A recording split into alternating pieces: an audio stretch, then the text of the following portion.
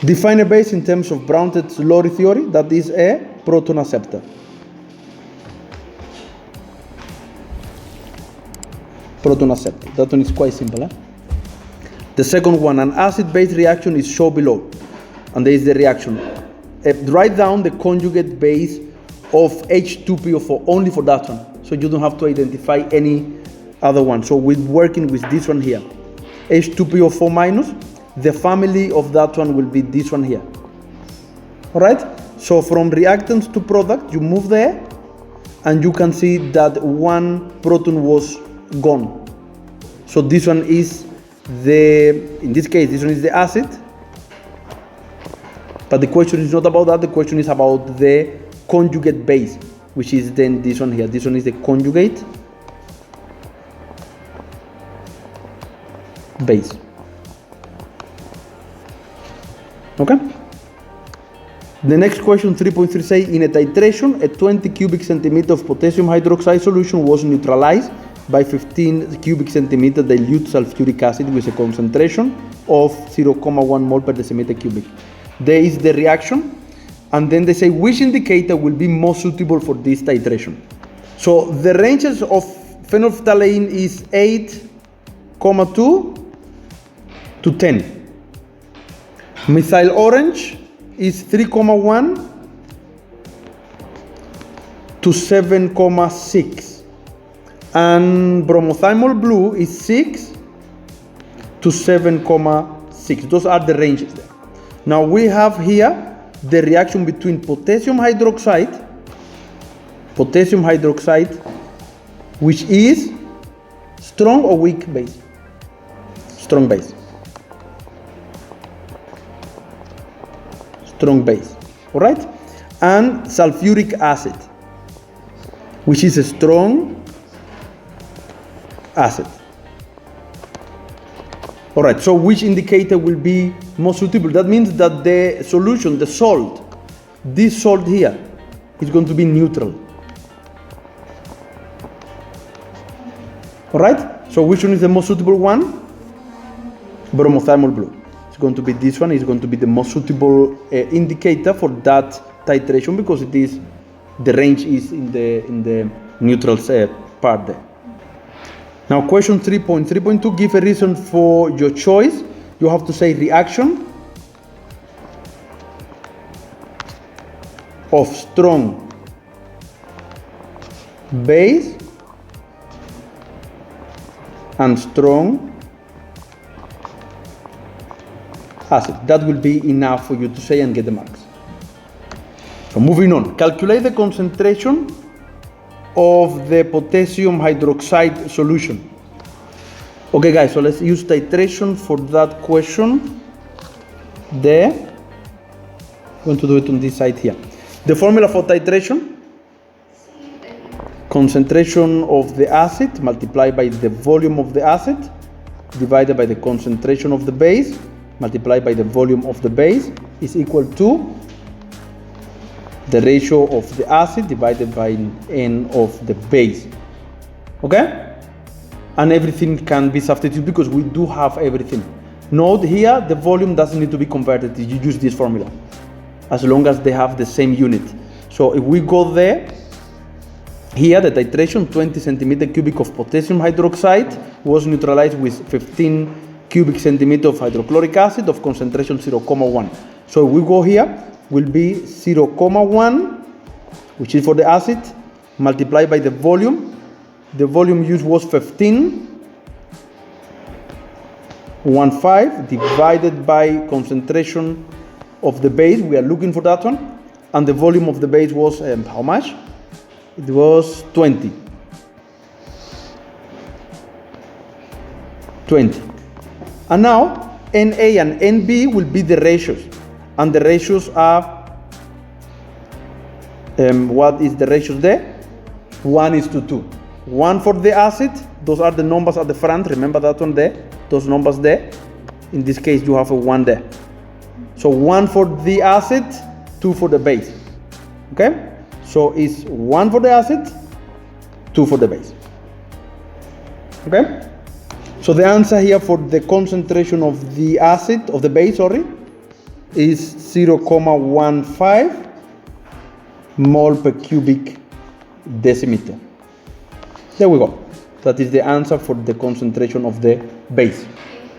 Calculate the pH of the potassium hydroxide solution in question 3.3. Now this one is a very good question, is now pH.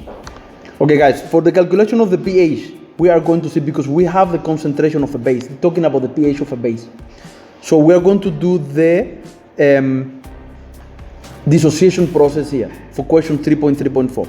3.3.4. We have potassium hydroxide, which is KOH, aqueous. This one here reacts with water. I'm going to write the water here, H2O, and it's going to dissociate. All right, so that one dissociates in K plus, aqueous, and it dissociates in OH minus, also aqueous. Okay, so that is the thing here. Now the problem here is that the ratio we have is the OH. You see? So we do have a concentration, this one here, which is 0.15 mole per cubic decimeter, and we have here, therefore, you will produce the same, because the ratio is 1:1. 0.15 mole per cubic decimeters. Okay? There we go. The ratio is 1:1 for potassium hydroxide and OH. Now, where the problem is, or where the problem comes because the pH that they ask is equal to minus log concentration of H3O plus, but we don't have that one.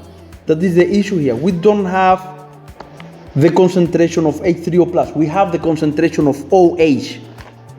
So we are going to get the pH, the concentration of the H3O plus. We have two options to do that. Option 1, we go to the KW. Just write that one better.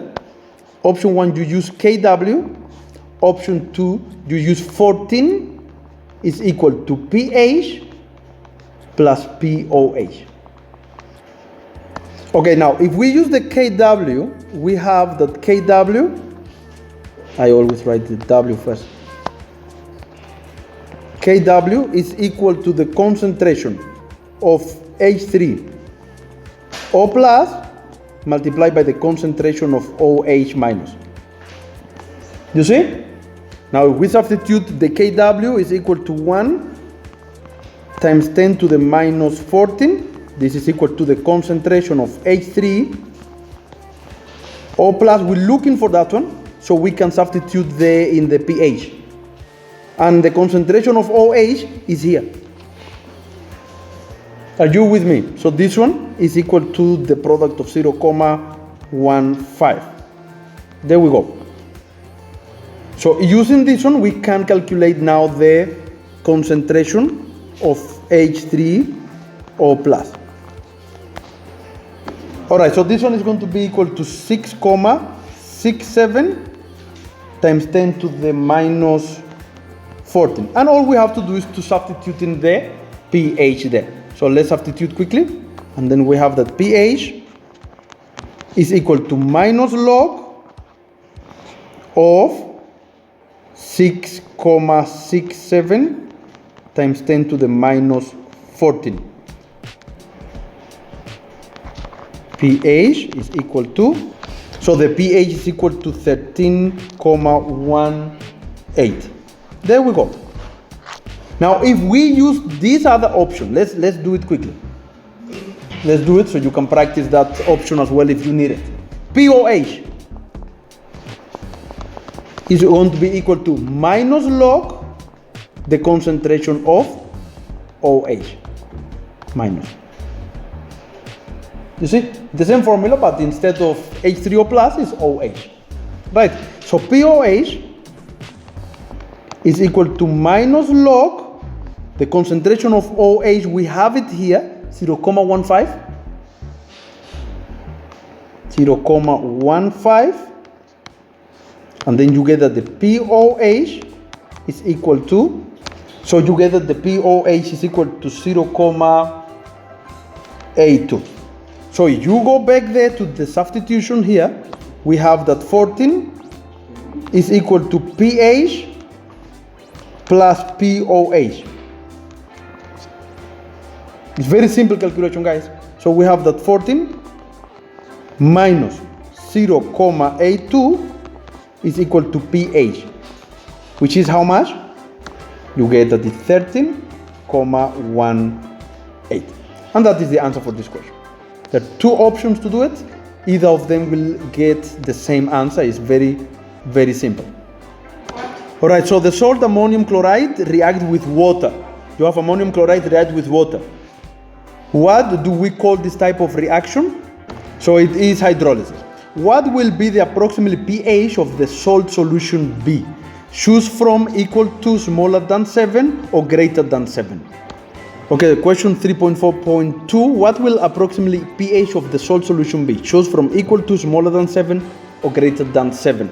Now this ammonium chloride, as you can see here, is coming from the reaction between the hydrochloric acid and ammonia.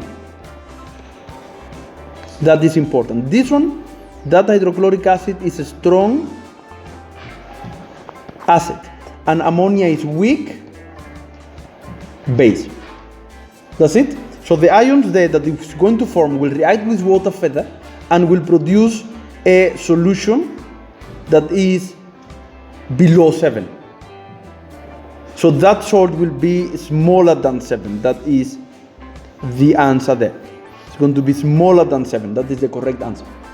The explanation why? Because it is a reaction between strong acid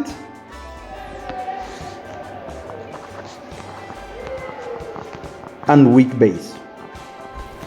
And that's it. That is the end of the story.